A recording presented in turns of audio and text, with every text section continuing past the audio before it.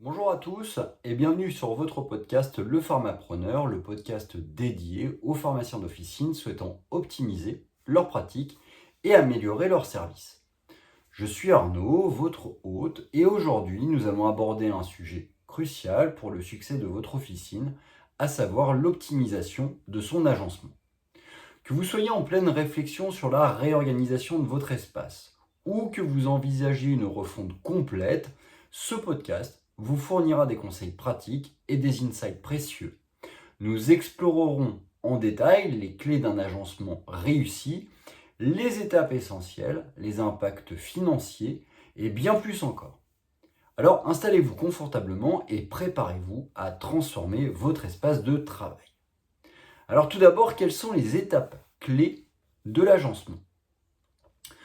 Pour valoriser son exercice professionnel, recentrer sur les produits, les services et l'accompagnement des patients, le pharmacien doit faire évoluer la configuration et l'aménagement de son officine. Alors quid de la superficie? La superficie de votre officine peut souvent sembler une contrainte, mais il existe des solutions pour optimiser l'espace existant.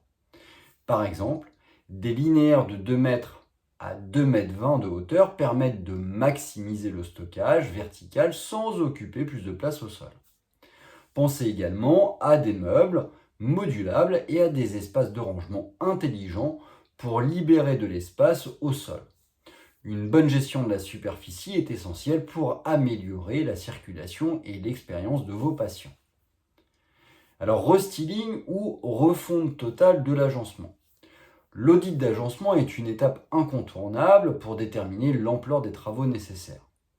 Un restyling, qui inclut des changements esthétiques mineurs comme la peinture et l'éclairage, peut suffire pour revitaliser votre espace. En revanche, une refonte totale peut être nécessaire pour intégrer de nouveaux services, améliorer la fluidité du parcours patient et répondre aux exigences réglementaires actuelles. Pensez également à l'impact du numérique. Des écrans interactifs et des bornes d'information peuvent enrichir l'expérience patient. Mais quels sont les bénéfices d'un bon agencement? Un agencement optimisé permet non seulement d'améliorer l'efficacité opérationnelle, mais aussi d'augmenter le chiffre d'affaires. Des études montrent ainsi qu'un espace bien conçu peut augmenter les ventes de 25 à 30%. Cela est dû à une meilleure présentation des produits, à une circulation plus fluide et une expérience patient améliorée. De plus, un espace de travail bien organisé contribue à la satisfaction et à la productivité de votre équipe. Voyons maintenant quel est l'impact des travaux sur le chiffre d'affaires. Un aspect crucial à considérer est l'impact potentiel des travaux sur votre chiffre d'affaires.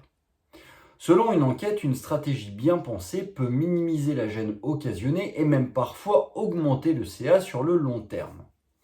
Il est important de mesurer les coûts et les impacts de l'investissement. Avant de vous lancer dans des travaux, il est essentiel de mesurer les retombées et d'analyser les impacts. Un relooking léger peut parfois suffire pour booster l'attractivité de votre officine, tandis qu'un projet plus ambitieux pourrait nécessiter une évaluation plus détaillée des coûts au mètre carré et du budget global.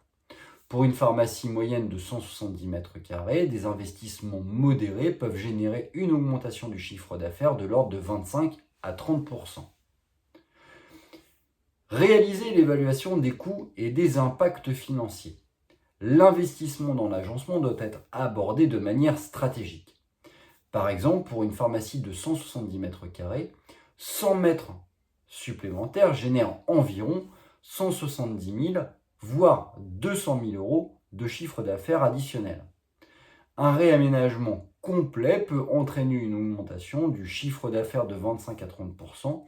Il est donc crucial de discuter avec un expert comptable pour établir un prévisionnel détaillé et évaluer la capacité d'autofinancement de votre officine.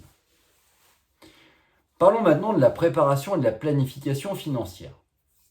Avant de décider du montant à investir, une réunion avec votre conseil ou expert comptable est essentielle. Il vous aidera à établir un prévisionnel intégrant toutes les hypothèses retenues, y compris l'amortissement des travaux sur 10 ans.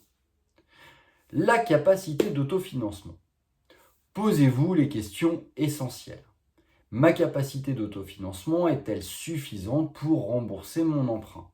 Une bonne planification financière est la clé pour un investissement réussi sans mettre en péril la santé financière de l'officine. Il est important de s'assurer que l'investissement ne mette pas en péril la santé financière de votre pharmacie. Mettre en place une planification détaillée et un financement. Une planification détaillée implique ainsi également de déterminer les sources de financement possibles, que ce soit par des emprunts bancaires, des subventions ou des partenariats.